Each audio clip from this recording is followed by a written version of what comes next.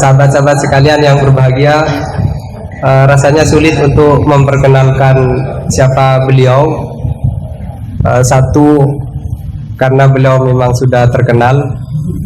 Saya selalu bersyukur kepada Allah Subhanahu wa Ta'ala yang telah menciptakan YouTube, yang memungkinkan orang-orang yang tidak dilirik TV bisa masuk ke sana, sehingga kita bisa mengambil banyak manfaat dan ilmu dari beliau. Ya, beliau sangat terkenal sekali ya kalau di YouTube. Saya lumayan sering mengikuti pengajian dari Kiai. Cuma kalau boleh kritik langsung kritik aja ya Kiai. Jangan terlalu banyak jawanya.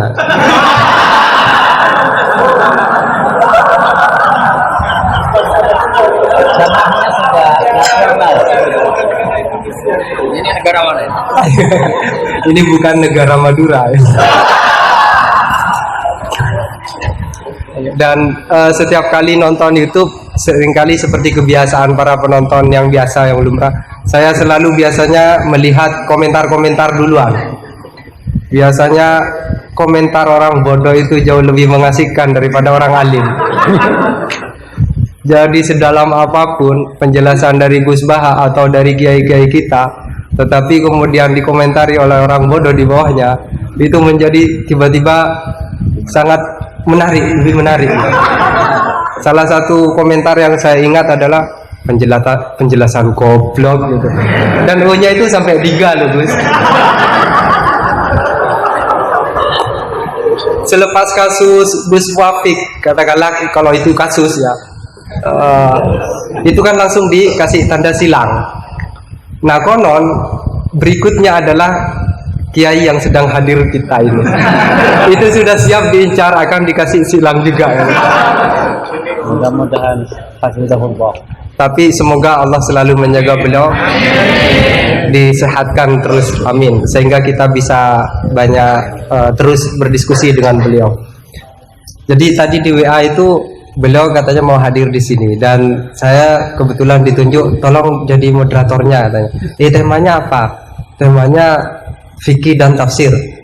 Saya takut kembali apa tafsir dan fikih. Takut ada bedanya. Jadi tapi ngomong-ngomong Mahat Ali di sini jurusan fikih dan usul fikih, tapi bagaimanapun saya persilahkan kepada Gus Baha untuk memilih tema suka-suka.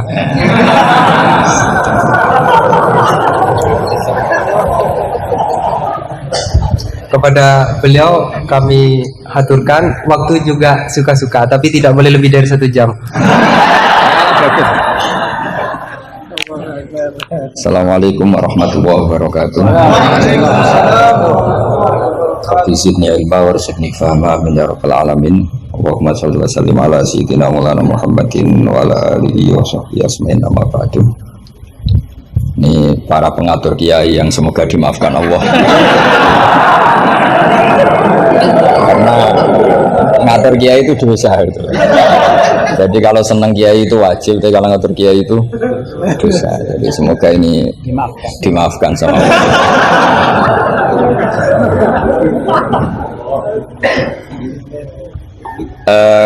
Tentang ini kan jurusannya fikih. Jadi tentu fikih atau usul fikih itu semuanya diambil dari Quran. Bisa dikatakan fiqhul Quran atau min tafasiril Quran, tentu umurun fikih, tentu sesuatu yang terkait dengan apa? Fikih. Semua orang mufassir itu pasti menguasai fikih. Saya itu bisa tafsir seperti ini itu ya barokahnya. Saya itu setengah hafal i'anah. Kalau kamu kan setengah hafal takrib aja enggak. Ini pengasuhnya ini yang siapa ini, yang Pak siapa ini? Pak Khairuddin. Namanya aja sudah salah itu, Khairuddin. Api-api agomo. Jadi kalau kamu mangkel sama Khairuddin, bocah kok nakal gitu. Itu kalau diterjemah api-api agomo kok nakal itu. Jadi ya sudahlah, memang kekacauan itu khasnya dunia ini, jadi ya biasa aja. Begini saya beri contoh yang ekstrim ya. Jadi cara memahami Quran atau fikih itu kalau ingin paham serius itu cari sisi ekstrimnya. Itu pasti nanti kamu akan mau tidak mau. Misalnya bayangkan kenapa harus pintar mengemudi. Bayangkan kalau tidak pintar itu kecelakaan. Fikih juga gitu. Kalau kita tidak tahu fikih itu bayangkan paling ekstrim, yaitu tidak dapat ridhonya Allah Subhanahu wa taala. Nah, kenapa demikian? Karena hadan nabiyyu, ini nabi adalah musyarri' atau yang punya otoritas syariat. Sehingga dengan logika itu kalau kita punya kaifiyatul ibadah, cara beribadah sing tukhalifu manhajar rasul, ya yang beda dengan apa? Manhajnya rasul, itu pasti masalah besar. Karena kita berarti musyarri' baru, maka kritik terhadap kias, ini tak anggap mahatali semua. Kritik terhadap kias itu apa? Potensi sebagai apa? Musyarri'. Tapi kritik pada faham zahir ini tak anggap mahatali betulan, karena yang mimpin sudah Khairuddin. Api-api aku kacau ini.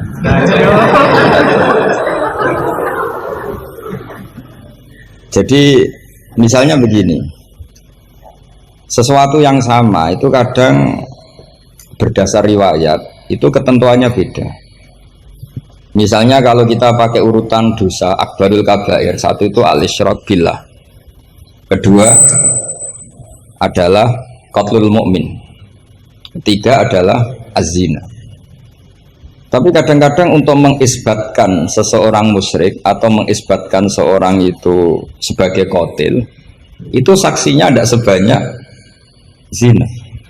Logikanya kan semakin akbar, semakin saksinya lebih banyak. Tapi kadang secara riwayat tidak.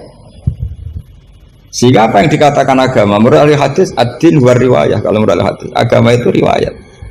Karena kalau kita melogika takut kita sebagai musyarri', sebagai penentu lain atau rivalitas dari Nabi dalam membuat aturan apa? Syariat. Oposisi ya kira-kira gitu. Sehingga beragama itu harus riwayat. Nah karena beragama harus riwayat itu, saya termasuk orang yang ngapalkan hadis banyak. Saya tuh hafalan saya hadis itu banyak sekali. Bukan karena ingin lulus ma'adali, itu sudah ada ikhlas kalau ingin S1 barang itu. Tapi ya gak apa-apa, gak ikhlas juga gak apa-apa. Semoga dimaafkan Allah. Tapi saya hafal hadis itu bukan niatnya kayak jenengan ingin jadi apa? S1 terus guru TPQ nanti itu ketemu banyak ustazah yang cantik itu enggak bener itu niat itu. Tapi memang aturannya seperti itu. Saya beri sekian contoh. Kalau agama itu tidak selalu mengikuti logika kita. Saya beri contoh sosial saja yang mungkin ada ini mic-nya kok terlambat kenapa? Ada yang lebih bagus. Ini adalah setelannya. Coba bawa dengan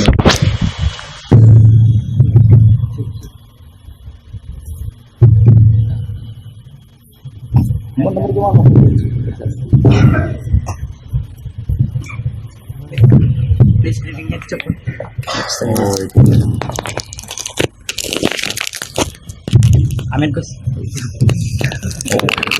ini pengatur ya. Ini ikhlas. Oh ini ikhlas katanya. Bismillah saya teruskan. Saya memberi contoh logika sosial karena ini yang paling mungkin dalam perdebatan ijtihad. Kalau ubudiyah kan kita sudah taslim ya, cara sholat pasti seperti itu. Tapi saya beri contoh sosial. Menurut Anda jujur itu baik apa enggak? Kita pasti mengatakan jujur itu baik.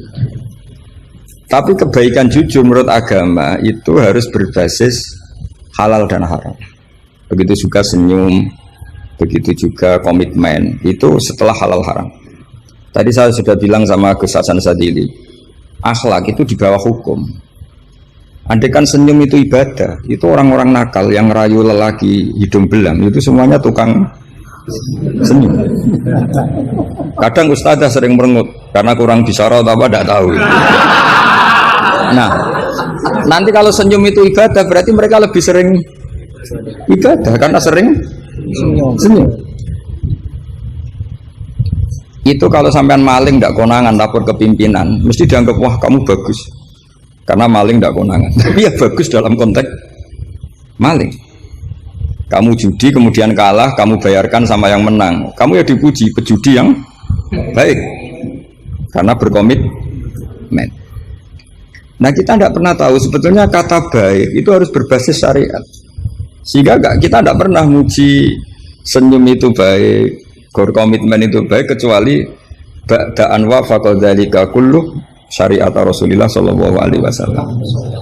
Sehingga istrinya Nabi itu diajarin syariat itu beda dengan logika. Jadi kalau mbak-mbak ini yang cantik itu sering senyum sama Ustadz ini Pak Khairuddin itu haram. Karena dia pasti GR dianggap cinta. Nah, itu kesunatannya merengut. Itu secara agama kesunatannya itu merengut. Apa bahasa Maduranya merengut tuh? Saya beri contoh, tidak betapa agama itu riwayat. Ya nisa an-nabi lastunna ka ahadim minan nisa ini taqaitunna fala takhdu'na bil qawli fayatma alladhi fi qalbihi marad.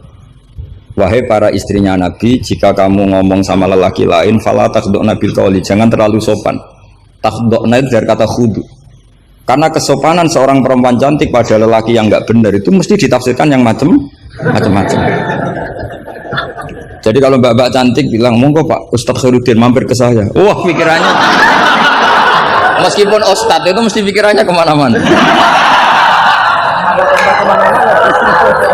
Padahal tujuannya mbak-mbak itu mau tanya bab istikhadah.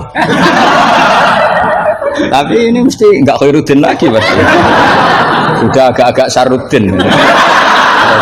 Sudah otomatis.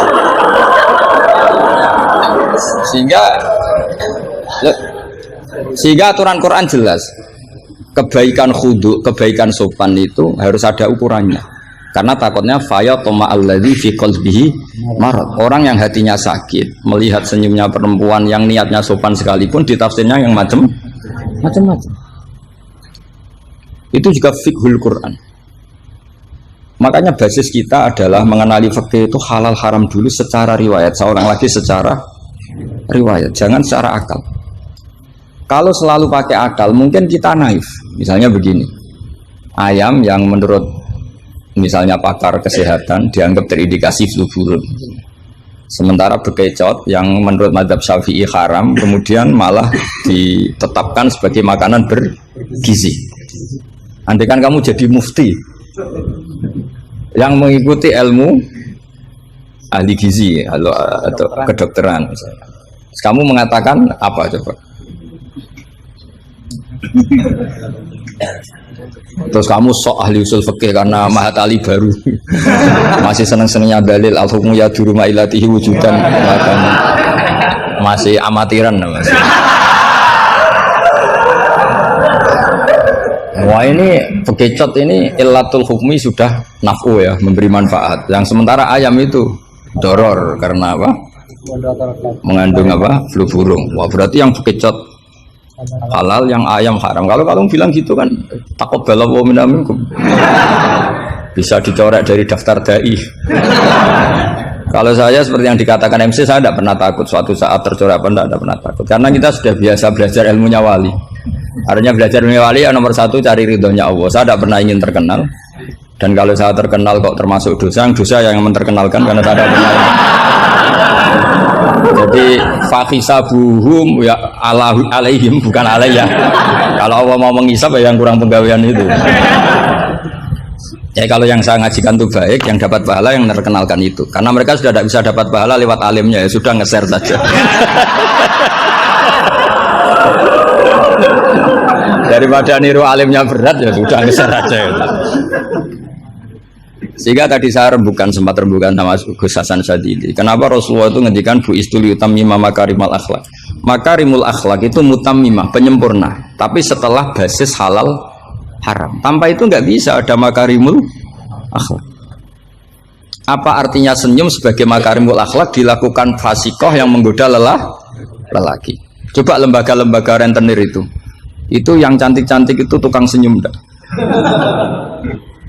Tapi yang mulang di masjid ngobrai santri jamaah merengut. Berarti hadal ustad merengut. Padahal kata Nabi konsen senyum. Ini lembaga rentenir senyum. Terus pahalanya banyak mana? Maka ukurannya adalah halal haram itu dikawal dulu. Baru setelah sesuatu itu halal, baru senyum itu sunnah. Ya, tapi kalau halalnya saja tidak kena, misalnya perempuan penggoda, perempuan nakal, terus senyum, ya tetap tidak ibadah, kan basisnya dari haram. Tak senyumnya MC ini, kan basisnya sudah ngatur dia itu haram. Itu haram. Jadi harus istighfar itu. Karena basisnya ngatur ya. Coba kiai kok diatur. Jangan harus ngisi jam sekian Gus. Ngatur orang tua kiai itu nggak boleh. Nggak ada dalam akhlak apa taklim mutalim kiai boleh apa? Diatur nggak ada. Makanya ini sebagai percontohan. Saya tahu anak-anak di sini ingin ngatur saya habis Isya. Tapi supaya kamu dosanya tidak kebanyakan. Karena ngatur kiai. Nah, saya minta ngaji sekarang. Ternyata sampean nurut. Semoga ini kafarah. Tidak rileks saja karena khasnya ngaji santri itu rileks. Mulai dulu lama kalau ngajar tuh ya rileks. Saya masih ingat jawabannya Mbah Mun. Aku itu sering dikritik orang. Kata Mbah Mun, saya sering dikritik orang kalau ngaji itu guyon. Kamu tahu kan, Syekhina Kiai Mbah Mun kalau ngaji kan sering guyon. Banyak kiai khusyuk yang kritik saya. Kiai kok kalau ngaji guyon? Kata Mbah Mun gini, yang nggak bisa guyon itu karena ilmunya pas-pasan. Jadi melihat kitab itu sudah meruntus itu, sudah grogi. Jadi nggak ada waktu untuk guyon. Jadi roh kitab, apalagi dilihat orang banyak, ilmunya kan pas-pasan. Itu pasti nervous dulu itu. Jadi justru kiai guyon itu bukti alim karena masalahnya selesai. Lo coba kalau kamu udah alim ngaji, mbok ahli guyon kayak apa bisa guyon ndak? Oh meriang ini ya jibu ya jibu ini sudah pusing. Ini ala kulli mukallafin apa mukallifin sudah pusing lagi. Lama-lama tadi faman mongko sapane wong saraka nyolong sapa man albedo ta ing anduk. Sampai muridnya bingung. Pak, saya punya anak endok. Karena ejaan Latin itu kalau tulisan pegon itu anduk sama endok itu sama. Nah, dia bacanya albedo itu bukan endok tapi anduk. Terus kata kiainya karena nggak mau kalah, kan sama nyuri telur ya haram, nyuri anduk ya haram. karena nggak mau kalah ya. Karena temanya mencuri apa? Mencuri endok sama anduk kan sama-sama haram. Yang repot walillahi mulkus samawati wal ardi, Allah punya langit wal ardi lan bom. Karena dia bumi, dia bacanya bom. Ketika diprotes ya sama. Langit dan bom kan ya sama milik Allah. Wah ya repot. Ada orang seperti itu. Jadi untuk mengkaji fiqhul Quran itu pastikan status halal haramnya dulu. Tanpa itu basis makarimul akhlak tidak bisa. Seperti tadi, kesunatan senyum bagi seorang perempuan itu harus berbasis halal pada orang yang halal. Kalau ndak ya tadi fala takhdu'ana bil qawli fayatma alladzi fi qalbihi. Kalau istrinya Nabi saja punya aturan nggak boleh senyum-senyum baik-baik sama lelaki yang nggak jelas-jelas begitu, apalagi yang nggak istrinya, itu sudah tak tafsirkan. Dia tadi mbak-mbak yang senyum pada Ustadz Khairuddin mau tanya istikhadah tapi mesti GR-nya ini, wah berarti seneng saya. Itu kan parah. Itu fayat ma'alladzi fi qalbihi marad. Kalau marodunya santri paling banter ingin dinikah. Kalau marodunya orang nakal kan lebih dari itu keinginannya itu. Nah makanya ngaji fikih itu harus minimal itu ya mu'in, i'ana itu setengah hafal. Kenapa saya syaratkan setengah hafal? Kata ulama-ulama belajar ilmu itu gampang. Kata beliau-beliau itu at-ta'ahul lil torfi, ya, belajar sebagian tapi sampai ta'ahul, sampai ahli betul. Semal ihtidak bibagi. Kemudian dari kamu ahli itu pola-polanya akan kamu ketahui. Karena ilmu itu mesti polanya sama. Ya polanya itu sama. Misalnya begini, hukumnya bohong itu apa? Tidak sama jawab, hukumnya bohong haram. Lah itu termasuk amatir sama. Belajar usul fikihnya apa? Keliru. Kalau kamu jawab bohong itu ada yang wajib. Ada perempuan mau diperkosa sama orang fasik, lari sembunyi di rumah kamu. Terus orang fasik tadi tanya ke kamu, apa ada perempuan ke sini? Kamu wajib bohong atau wajib jujur? Wajib bohong. Makanya ini salah asuh ini mesti dulunya. Maka kalau dalam analisis usul fikih al-kitsbu ya'tarihil ahkam al-khamsah, dalam bohong pun ada ahkam al-khamsah, dan itu Nabi sudah memberi isyarat tidak termasuk bohong yang mendamaikan dua kelompok. Ada sekian contoh yang bohong itu tidak dihitung dosa. Makanya hadadin ini butuh riwayat. Kalau menurut logika bohong itu haram. Tapi misalnya ada seseorang fasikoh, misalnya lonte nakal, janjian sama hidung belang, malam ini tak booking kamu tak bayar, itu wajib nepati apa wajib ingkar itu Pak? Kalau kamu bilang nepati janji itu wajib, berarti ini wajib. Maka saya bilang tadi, saya bukan sama Gus Sadeli, coba ajarkan bahwa baiknya nepati janji, baiknya senyum itu harus berbasis halal dulu. Kalau senyum yang melakukan perayu fasikoh, ya jadinya haram. Nepati janji yang melakukan fasikoh, ya jadinya haram karena janjian untuk melakukan perzinaan misalnya. Nah ini kamu harusnya fikihnya Mahatali harus seperti itu. Jangan nurut Pak Khairuddin, ini amatir.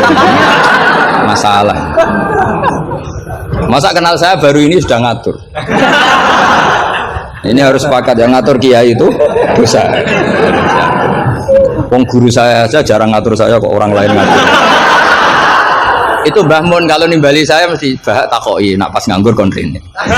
Ini ndak ngundang tanggalnya, jamnya diatur. Semoga Allah mengampuni.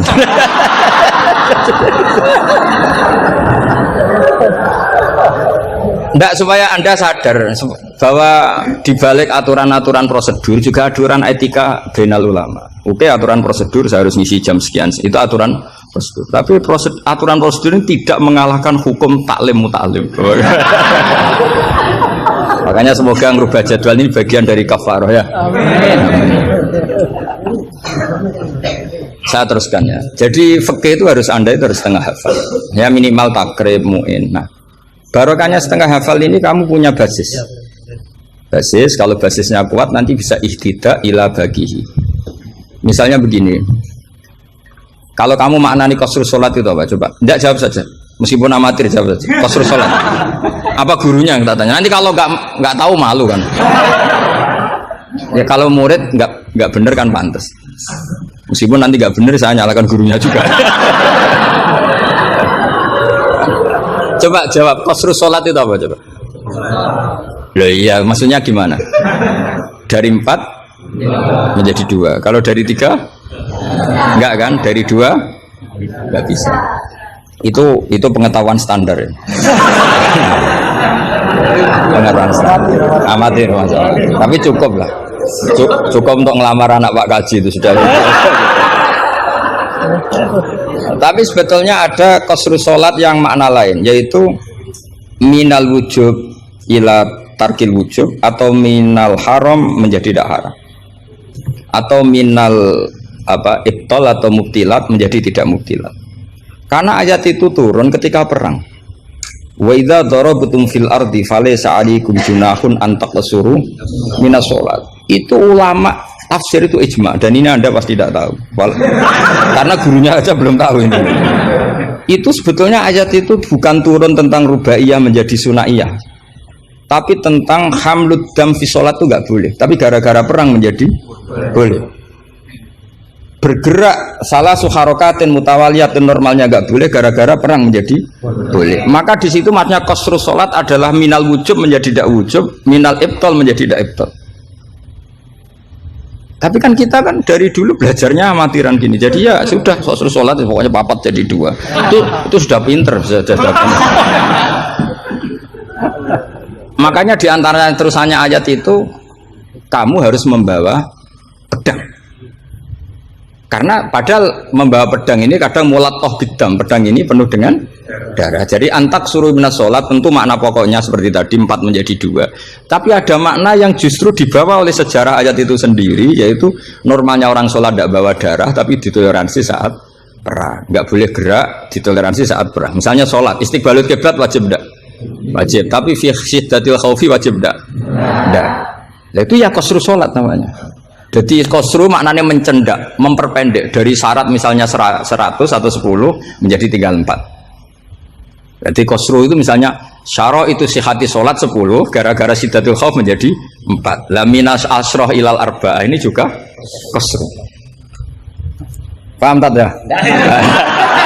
Enggak, kalau ilmu yang kelas tinggi nerangkan ustadznya. Nanti muridnya tanya ustadz. Jadi artinya apa? Kamu bisa memahami gitu tuh kalau mutabakhir bil arabiyah, karena dari awal maknanya qasru itu nyendak. Nyenda itu bisa tadi dari syarat 10 menjadi 4. Itu juga qasr. Coba dalam sholat sidatil khaufi yang dikorting berapa coba? Yang didiskon bisa gerak lebih dari 3 kali. Boleh hamlun najasah yaitu hamlut dam. Boleh tidak istiqbalul kiblat. Bahkan mungkin boleh ngomong dengan kadar yang penting untuk keselamatan orang Islam. Misalnya ada orang Abu Jahal mau bunuh Ustaz Khairuddin, kan bahaya bagi agama ini. Kalau Khairuddinnya meninggal. Terus kamu bilang, "Ya Ustaz," memperingatkan dia supaya tidak dibunuh. Nah, kalam seperti ini juga tidak membatalkan sholat karena tidak dianggap ajnabi. Meskipun ini sangat mufhim, bukan sekedar karena beberapa kalimat. Nah seperti ini itu namanya juga qasr sholat. Tapi kita kadang-kadang terjebak qasr sholat itu maknanya ya dari rubaiyah menjadi sunnahnya. Tapi kalau kamu nanti ngaji tafsir, ya maksudnya yang sekelas ini ya jangan hanya tafsir Jalalain, itu nggak ada. Nanti kamu protes, Gus Pak sudah tak cari di Jalalain nggak ada. Ya mesti nggak ada. Ya minimal ya tafsir yang 10 jilid. Yang belinya saja sudah susah apalagi bacanya.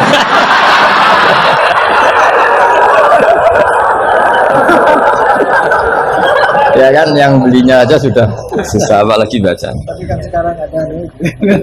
Kalau pakai Maktabah Syamilah itu kitab bakhil itu namanya. Orang kok nggak mau modal itu.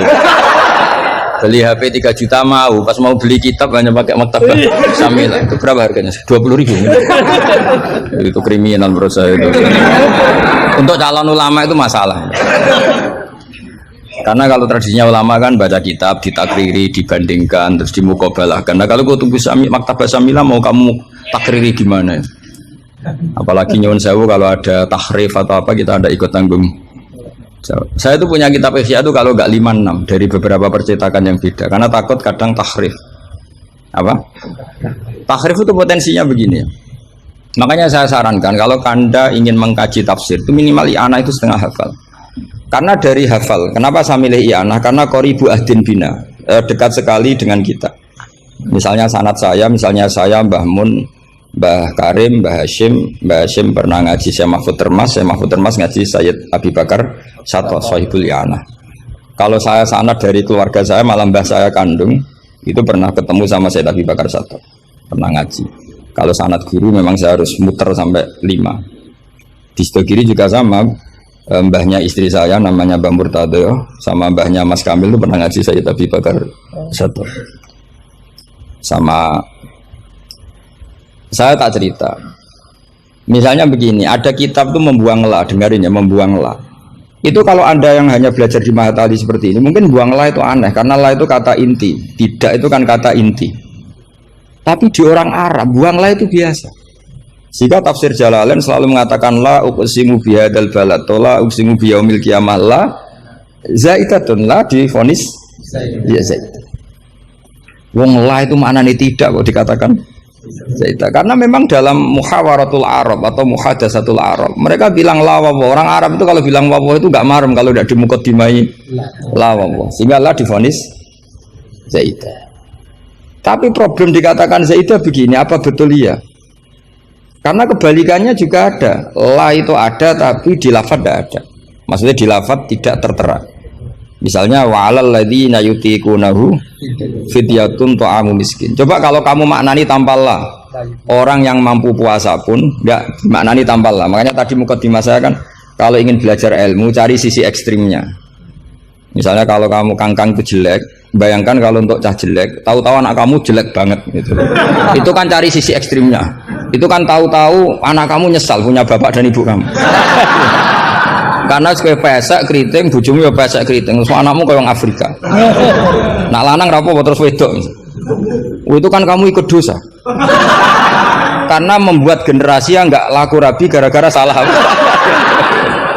Ikut dosa.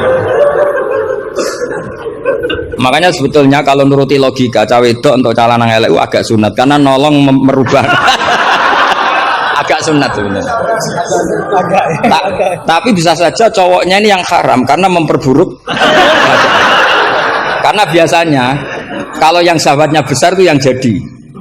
Karena yang wedok cantik, yang lanang jelek kan yang semangat yang lanang. Biasanya anaknya mirip bapaknya. Nah itu masalah kan enggak. Itu kalau nuruti fikih itu logika, tapi fikih kan nggak logika juga apa? Riwayat. Saya teruskan ya. Kalau Anda tahu di fikih yang boleh fidyah itu kan azamin orang yang lumpuh atau asyekh sing marot sing la yurja buruhu. Saya ulang lagi, kalau kita ngelotok fikih yang boleh bayar fidyah itu siapa? Orang yang sudah lumpuh atau syekh orang tua yang nggak mungkin sembuh lagi, maka dia dianggap nggak mampu puasa diganti fidyah. Karena ada kepastian fikih demikian, sehingga ketika kita baca ayat wa 'alal ladzina yutiqunahu tetap kita baca la yutiqunahu. Kenapa kita tahu itu? Karena basis fikih kita cukup. Meskipun tidak ada la, tapi basis kita mengarah ke la. Berarti yang menentukan kamu alim itu basis fikih apa basis lughat? Basis fikih. Kebetulan secara lughat disahkan. Apa bukti disahkan secara lughat? Ada kalimat biasa yang tidak ahkam syariah tapi buang la. Tawahi tafta'u tazkuru Yusuf ela tafta'u tazkuru Yusuf. Ketika Nabi Yakub sampai setengah buta, kata anak-anaknya, sudahlah bah, kamu itu terlalu selalu ingat Yusuf. Tawahi tafta'u ela tafta'u, artinya ada membuang la di dialog-dialog biasa. Kalau dalam dialog biasa bisa dibuang, maka dalam hukum juga bisa dibuang. Kayak wa 'alal ladzina yutiqunahu fidyatun ta'am miskin ela yutiqunahu. Ada lagi contoh yang mesti membuang lah. Ini mujma'alah pasti. Maksudnya secara makna pasti mujma'alah. Mungkin ada yang mengkaji fiqhul Quran. Ada ayat di bab kalalah itu, yastaftuna qulillahu yuftikum fil kalalah ini mru'un halaka laisa lahu waladu wa lahu ukhtun falaha nisfu ma tarak, sampai seterusnya. Terus ditutup apa? Yubayyinu wallahu lakum an tadillu. Coba maknani tampallah. Oh, sesat semua. Cara sekretaris tadi sudah di X semua. Coba kalau maknanya tambah lah. Yubayinu nerangaken sapa Allah memberi penjelasan antandilu supaya kamu sesat. Betapa bodohnya kita. Itu jelas menyimpan la dan mujma'alah, nggak mungkin kamu maknanya tambah la. Karena kalau tambah la maknanya Allah memberi penjelasan agar kamu sesat. Itu mbok guru paling goblok pun tidak akan segoblok itu gitu. Akhirnya tafsir Jalalain ya urun, biasanya urun itu urun rembuk, an sama ta terus dikasih la ya, biasanya tafsir Jalalain kan gitu. An terus dipotong ditambahi la. La ini di luar kurung karena enggak Quran, yang dalam kurung Qurannya terus la itu urunnya Imam Suyuti atau tafsir Jalalain. Pasti maknanya musma'aleh membuang la. Nah, kalau ada yang tidak membuang la pasti punya solusi lain yang maknanya sama. Misalnya gini. Kalau kamu belajar nahwu, saya ulang lagi, kalau kamu belajar nahwu alfiyah lah. Saya alfiyah juga sarahnya itu setengah hafal karena saya butuh paham. Ya, butuh paham. Kamu milih mana buang la sama buang mudhof? Populer mana di nahwu? Ulama nahwu ada yang milih lebih populer buang mudhof. Misalnya was'alil qaryah was'al ahlal qaryah. Ya, misalnya gitu. Nah makanya ulama daripada buang la itu gak pati lughatun ma'rufah, gak pati begitu dikenal, milih buang mudhof. Artinya terus bilang gini, yubayyinu wa lakum karohiyata antadillu. Allah memberi penjelasan karena Allah tidak suka kalau kamu sesat. Terus karohiyah dibuang. Nah ini kan urusan makna, urusan pilihan lughat, tapi semuanya sepakat maknanya harus seperti itu. Tapi ada yang milih buang la, ada yang milih buang mudhof. Lah kira-kira secara rasa nahwu kamu milih mana coba? Mungkin lagi saya kok milih. Tapi tetap kita tahu, nggak mungkin yang dimaksud Allah memberi penjelasan agar kamu sesat. Kalau menurut saya pribadi suka buang mudhof karena lebih familiar. Memang buang mudhof di bahasa Arab itu familiar. Bukti paling gampang itu di bab taukid. Di bab taukid kalau kamu ngaji nahwu bab taukid. Ja'a zaitun nafsuhu, apa? Ja'a zaitun nafsuhu atau ja'a zaitun ainuhu. Itu semua ahli nahwu mesti bilang begini. Yang ahli loh ya, tidak sampean, yang ahli nahwu pasti bilang begini. Taukid itu dipentingkan untuk memastikan hadal kalam la yahtamilu mudhofan. Bahwa kalam ini tidak terjadi pembuangan mudhof. Karena kalau dalam bahasa Arab ja'a zaitun bisa saja ja'a gulamu zaitin atau katibu zaitin atau tilmizu zaitin. Sampai butuh taukid itu saking seringnya di bahasa Arab itu ada buang mudhof, sehingga orang Arab kalau ingin memastikan Zaid sendiri yang datang harus ngomong ja'a zaitun nafsuhu. Karena kalau zaitun saja bisa artinya katibu zaidin atau hulamu zaidin. Berarti buang mudhof populer enggak? Populer sekali sampai ada bab tauhid untuk menghilangkan kemungkinan itu. Saking seringnya, apa?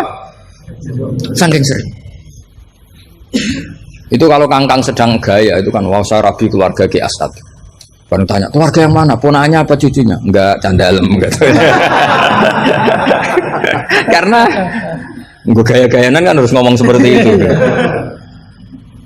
Nah, sehingga dalam level ekstrim ilmu kalam atau ilmu tauhid, saya ulang lagi, saya mukadimahnya tetap sama ya. Cari sisi ekstrim dalam mengkaji satu ilmu, ya cari sisi ekstrim. Misalnya kalau kita tidak buang mudhof, kamu bisa nggak maknani ini secara ilmu kalam atau ilmu tauhid? Wajah rabbuka wal malaku soffan. Coba maknani tanpa buang mudhof. Kaya Allah kaya dirijen. Wajah alan teko sapa rabbuka pangeran sira wal malaikatu lan wal malaku lan malaikat oleh teko soffan hale baris-baris. Jadi sok kiamat itu Allah berbaris. Kriminal enggak kalau dalam ilmu tauhid? Kriminal kan, karena di sini ada tasbihu wa bil khalqi, menyerupakan Allah dengan makhluk. Atau ayat yang lebih ekstrim lagi, hal yang zuruna illa satruse illa ayatiyahumu wa fi dzulalim minal ghamam. Allah datang di segumpalan awan. Coba kalau maknani tanpa buang mudhof, berarti kan ada takayuf. Ada takayuf membayangkan Allah itu kayak makhluk. Jadi bayangkan kiamat Allah baris di depan sebagai pimpinan garis, terus malaikat di wong ayat, terus dalile qala ta'ala wajah rabbuka wal malaku. Iku salah maknane tak goblok wonge kan gitu mesti orang itu. Sehingga mau tidak mau kita takwil. Rabbuka di sini rasulu rabbik. Sama lihat di tafsir ahli sunnah wal jamaah. Rabbuka rasulu rabbik atau amru rabbik. Saat itu datang perintah Tuhanmu yang mengharuskan para malaikat berbaris. Bukan Rabbuka dengan arti zat. Karena Allah sebagai zat la yahullu fi makanin. Allah wajib mukhalafatul hawadits. Nah, kalau Mahat Ali mau mengkaji fikih itu juga harus mengkaji lughat. Saya itu mengkaji kitab usul fikih banyak, Lubul Usul, Jamul Jawami. Itu di separuh akhir pasti tentang lau itu kayak apa, inna kayak apa, ka'anna, ya Mbak. Nah orang kebangetan berarti khatam aja. Karena nggak bisa kita mengkaji usul fikih tanpa tahu aturan-aturan lughat, karena ilmu itu didapatkan dari Quran, dan Quran adalah wa innahu latanzilu rabbil alamin nazala bihir ruhul amin ala qalbika litakuna minal munzirin bilisanin arabi mubin. Jadi hadal Quran al-lisanul arabi. Kamu enggak tahu lughat enggak bisa. Makanya pernah ada khotib amatir, ya tentu khotib ini amatir. Kalau ketemu saya pasti tak PHK ya. Atau tak penjara lah. Bukan sekedar tak PHK tapi tak penjara. Itu ada khotib amatir mendalil ketika khutbah, yaitu dia mungkin saking gobloknya atau khotib pesenan karena nggak tahu lah pokoknya, atau ya baru habis dimari istri jadi goblok. Karena penyumbang kegoblokan para kiai itu istrinya kan. Itu sudah jelas. Itu kata Pak Said itu. Mau kiai pinter kaya opo, profesor pinter kaya opo. Ini kalau kata Pak Hasyim Muzadi itu masyhur ya. Ini ada ponaknya ya. Banyak profesor yang menjadi goblok karena apa? Istrinya. Jadi sudah belajar teori macam-macam, pas mau ke kampus dibentak istrinya. Itu sudah di kampus blank. Hilang gitu. Kiai juga gitu, ilmu sudah disiapkan mau dibentak sudah tuntas. Itu saya punya cerita dari bapak. Dulu para kiai itu pernah ngaji di dalam di rumah. Bareng kiai itu biasanya kalau pas latihan kiai itu rezekinya kan belum lancar. Karena ya biasalah diuji sama Allah. Dia agak-agak miskin atau ya miskin betul memang. Itu istrinya kan marah-marah. Ya, karena ngajinya di rumah itu sampai istrinya santrinya itu dengar. Yus kono anakmu pakani kitab. Maksudnya itu. Wong wayahe blonjo kok tetep ngaji gitu. Akhirnya terus kiainya bilang, "Wis ngaji ning pondok, ngaji ning pondok." Jadi kiai ngaji di pondok itu karena tragedi itu awal. Itu awal peralihan dari rumah ke pondok. Semenjak itu kayak jadi mujma'ah kalau ngaji di pondok saja. Karena itu tegangannya lebih aman. Jadi kalau ada kiai kok berani ngaji di rumah jam belanja, apa? Kalau habis sisa nggak keren. Karena istri sudah mandi, sudah aman semua. 6:30 pagi. Jadi kalau ada kiai berani ngajar di rumah jam-jam belanja, itu tak puji. apalagi berani di istri kedua, oh tambah hebat. Tambah hebat. Ada yang berani? Terus nggak ada masalah? Apa ada masalah disembunyikan? Banyak, lebih banyak. Saya teruskan. Di sini ada yang hafal Quran santri kamu? Ada. Gurunya hafal nggak? Itu masalah. Bid'ah itu termasuk. Muridnya hafal, gurunya enggak. Si khotib tadi dalil begini, wala tangkihul musyrikati hatta yu'min. Yaitu tentu nakah itu hanya mutaaddi limaf'ulin wahid. Ya saya ulang lagi, nakah itu mutaaddi limaf'ulin wahid yang binafsihi ya. Yang apa? Binafsihi. Kamu harus belajar nahwu. Saya bisa tafsir seperti ini ya barokahnya saya pernah nagriri alfiyah, saya pernah. Sampai sekarang saya itu masih belajar ilal. Kamu jangan kira saya sampai sekarang masih belajar ilal. Karena saya tahu ilmu ini sudah mau mati. Karena yang mahatali aja tidak mesti bisa, apalagi yang enggak. Padahal maknanya mahatali itu apa? Kelas tinggi. Buat tinggi bingungnya, buat ilmunya ada tahu. Al-alif fitahayyur au fil apa ada tahu. Alinya kan kalau dalam ilmu balaghah kalau makmul dibuang itu umum, jadi nggak jelas al-alifi apa kan nggak jelas karena makmulnya dibuang. Jadi bukan saya nggak jelas, memang secara ilmu balaghah gitu, kalau makmul dibuang itu umum. Jadi harusnya sampean tanya, Pak ini ali apanya Pak? Ali ilmunya apa ali? Karena tadi kadang santri itu nggak berani boyong. Saya pernah punya cerita unik dari Mbah Mun. Kiai itu latihan ya, jadi kiai itu latihan. Kata Mbah Mun gini, saya itu pernah husnudzon sama santri yang kalau perainan itu tidak pulang. Itu Mbah Mun anyaran kiai itu dipuji, wong perainan kok tidak pulang, berarti capek, sergep itu. Tapi Mbah Mun itu betapa kecewanya ketika santri itu dipanggil, "Cung, perainan kok tidak pulang kenapa?" Nah, ning omah kan ngarit, Mbah.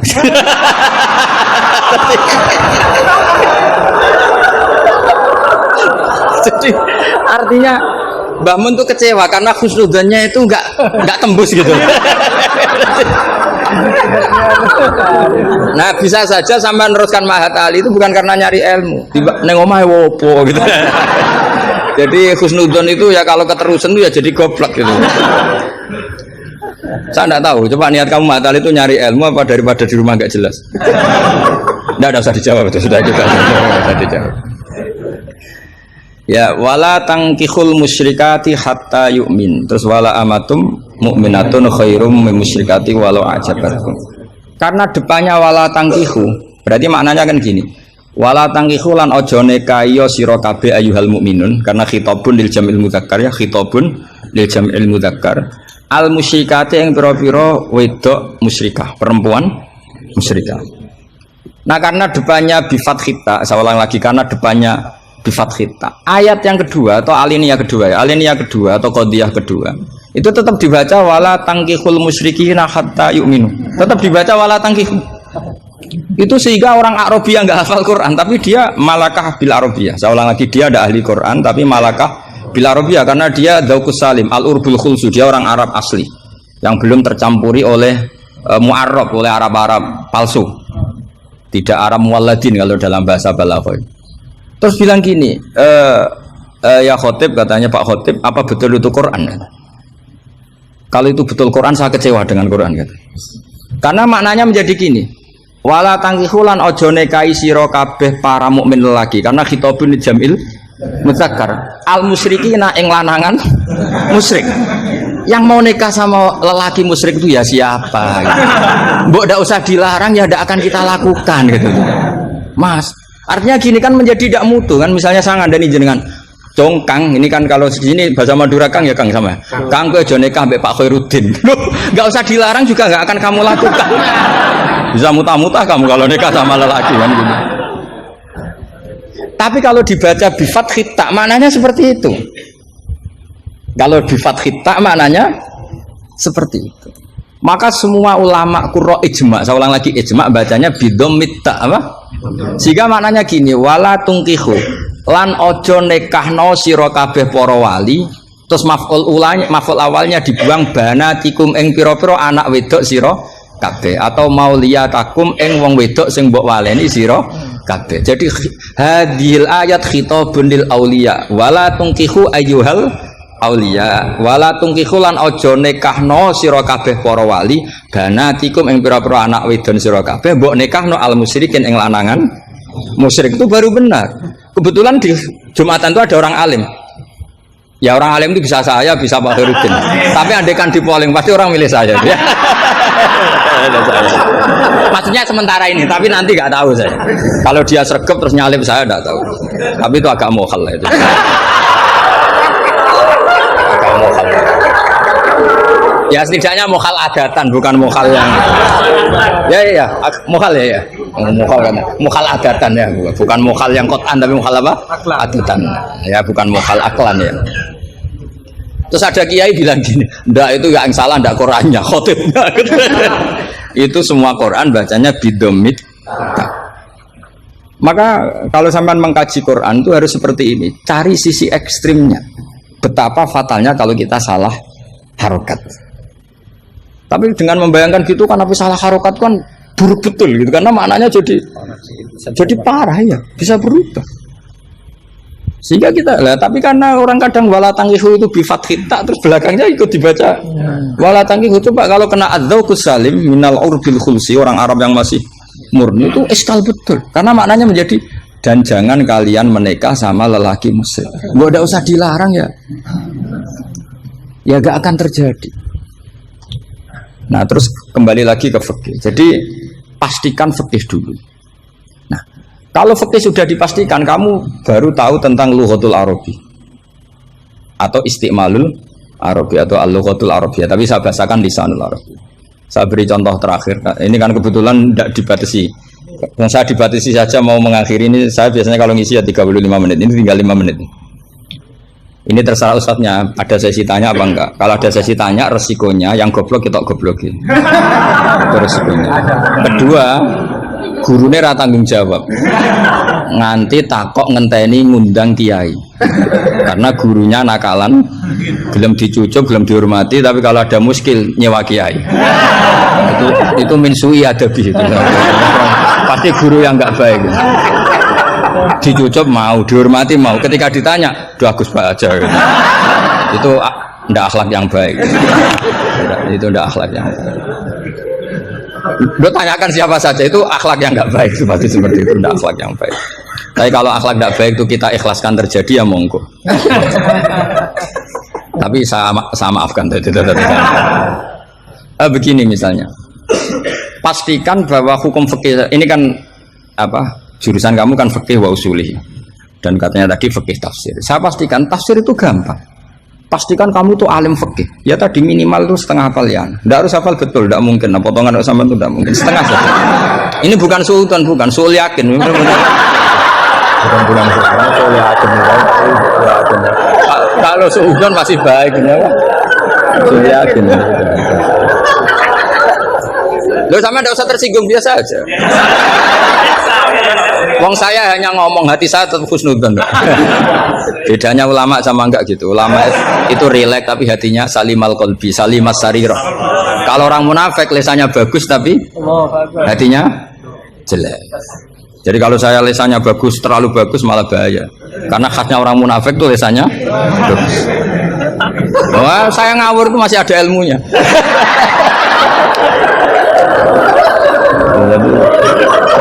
Saya ngawur sama kamu tidak ngawur itu masih benar, saya ngawur. Karena ngawur pun ada apa? Ada ilmu. Itu dulu Rasulullah itu kalau sedang sumpek itu yang sekelilingnya nyari sahabat yang setengah ngawur-ngawur itu. Karena Abu Bakar itu terlalu sopan untuk bisa bikin Rasulullah tertawa. Umar ya gitu. Makanya ketika Rasulullah sumpek itu hazin itu kelihatan surya, karena yang dipikir banyak tentu Rasulullah, termasuk mikir sampean. Ngelebano swarga sampean yo angel. Karena kuota amalnya tidak cukup. Sampai Rasulullah nangis-nangis minta hak syafa. Kalau Nabi mikir diri sendiri sudah selesai mulai dulu. Langsung masuk surga di depan. Yang agak ribet kan karena mikir nyafaati sampean-sampean itu. Kalau nyafaati saya agak ribet karena orang hafal Quran sudah dapat porsi sudah. Jadi sudah enggak mati ribet. Yang ribet ini coba sampean atas nama apa coba? Kalau Habib Husain kan atas nama cucunya. Kalau Ustadz Khairuddin atas nama ustadznya. Kalau Mbak atas nama kaum lemah. Kalau sampean coba. Coba atas nama apa tuh? Ustadz Afin ya, sudah diikutkan partai lemah aja ya.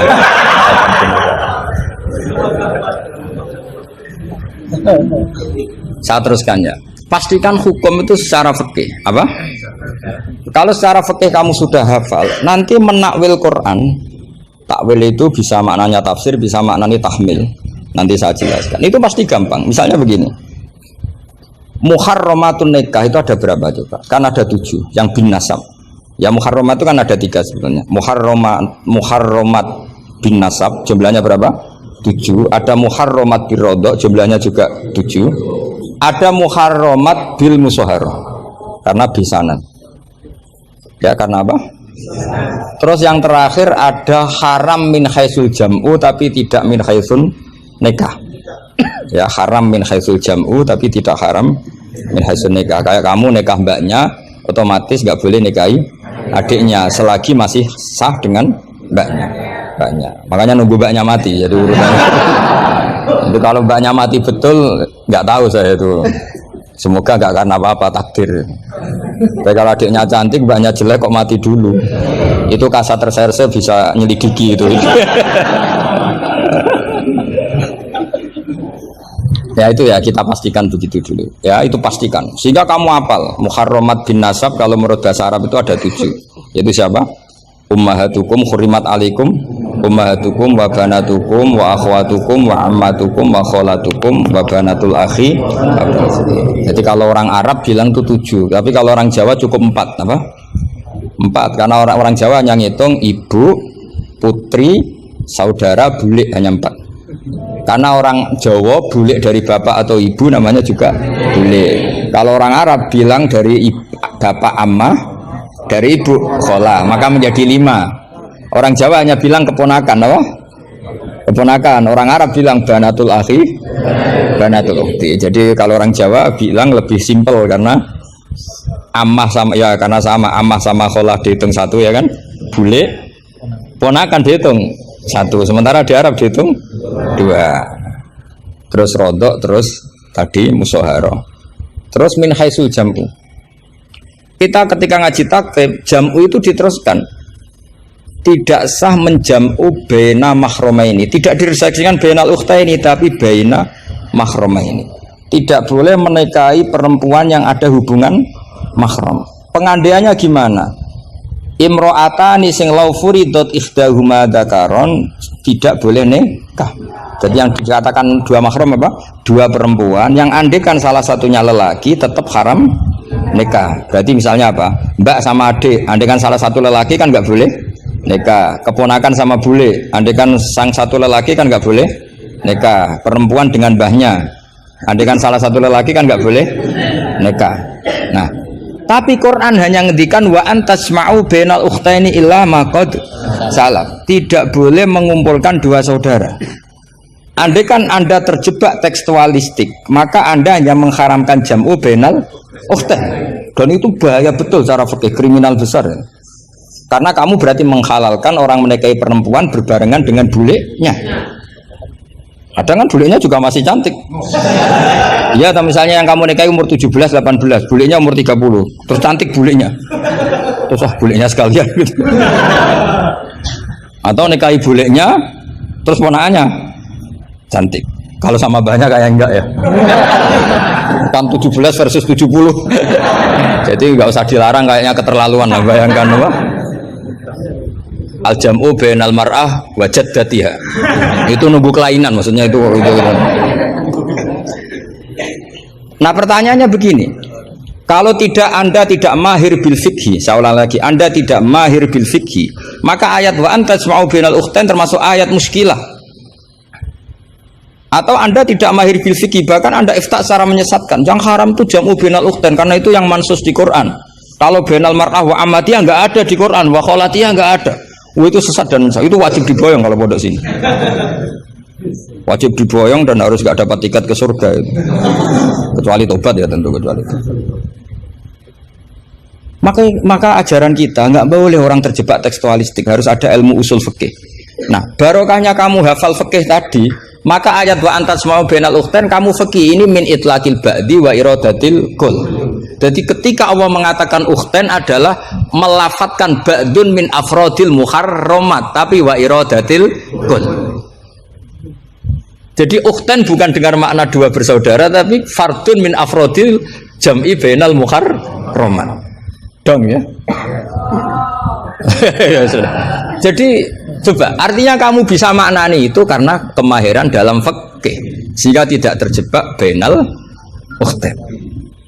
Makanya zaman Nabi Sugeng itu sudah menambahkan wala bainal mar'ati wa ammatiha wala bainal mar'ati wa khalatiha.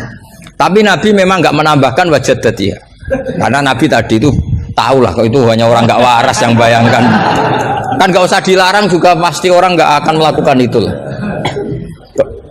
Kan misalnya yang kamu nikah kan rata-rata umur 20, banyak umur berapa juga? Ya sudah 70 kan, nggak usah dilarang juga agak kebayang kan? Ya nunggu nggak waras dulu kalau sampai kepikiran nikah ibahnya juga itu. Dan bukanlah ini katanya. Nah. Jadi saya ulang lagi ya, kalau kamu ingin mengkaji apa? Tafsir ya, pastikan fikih itu ngelotok andori kolbi. Sehingga lafat-lafat yang meskipun muhim itu memberi salah cipta. Cara kiai kan ini apa kalau muhim? Kiai Jawa maknane muhimun, lafat yang maringi salah cipta. Lafat yang zahirnya itu memberi salah paham. Muhim itu dulu. Ya kayak tadi loh, wa antas ma'um bainal ukhtain kan hadil ayat tuhimu seakan-akan yang haram itu hanya jam'u bainal ukhtain. Itu apa kalau bahasa Madura? Apa? Itu bahasa Indonesia, enggak bahasa. Itu bangsa Indonesia, ada bangsa Madura yang menurut bangsa Madura. Kalau tadi makna bangsa Indonesia bukan. Pokoknya seperti itu. Jadi kepastian, makanya menurut saya tradisi guru-guru kita ya mulai Mbah As'ad, mulai sekarang ada Gus Azaim, mulai dulu ada semuanya lah, ada Gus Fawaid. Tradisi guru kita ini sudah benar.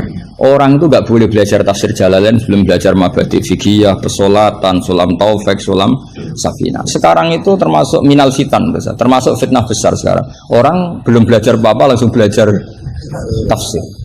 Saya ini kecelok ahli tafsir, tapi belum pernah saya baca tafsir secara masif. Saya tiap ngajar tafsir pasti ngajar fikih. Saya sampai sekarang masih ngajar Muhadzab, ngajar Fathul Wahab. Bahkan kitab terkecil fikih pun saya ajarkan, yaitu Sulam Taufik. Saya ngaji tafsir hanya 2 minggu sekali. Itu pun saya mesti ngomong fikih. Karena takut orang-orang itu hanya ngomong tafsir dan ngomong apa? Fikih. Itu termasuk ngaji khasah tafsir itu mesti ngomong fikih. Bahkan Pak Quraisyihab, Profesor Quraisyihab mengagumi saya dari segi saya selalu ngomong fikih. Karena tadi nggak kebayang tafsir ini kalau nggak dikawal fikih. Coba misalnya terus wa antas wa bainal ukhtain, terus kamu sekarang lama bilang oh ini jelas Allah hanya mengharamkan bainal ukhtain, kalau boleh kan ya masih cantik. Waduh, itu kalau saya jadi kiainya saya langsung sujud sama Allah, ya Allah jangan kasih tiket surga, bukan sekedar tak boyong. Kalau tak boyong masih bagus.